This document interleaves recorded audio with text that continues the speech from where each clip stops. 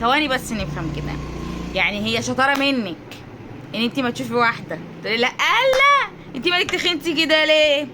هو انت رفعتي كده ليه؟ هي لا بتتخن من بيتكو ولا بتخس من بيتكو. انت مال مامتك. انت مال مامتك بيها يا ستي. انت ما تشوفي واحده يعني يا تقولي لها كلمه حلوه يا ما تقوليش. اذا لم تمدح فلا تذم، اذا لم تزد فلا تنقص، اذا لم تنفع فلا تضر. ولا ايه انت ترضي حد يقول لك كده؟ ما ترضيش، تزعلي. تعرفي ان كلمتك دي لو انت بتقولي ها بتهزري، الله ده تتختي يا بنتي، ايه ده بتهزري وبتضحكي، بس انت بتزعلي غيرك. ممكن تكون سكتت قدامك بس من جواها بتزعل. ما نسيب الناس اللي في حالها، ما ندعي الملك للمالك. ما اللي يتخن براحته واللي يخس براحته واللي ينجح براحته واللي يسقط براحته، ما كل واحد حر.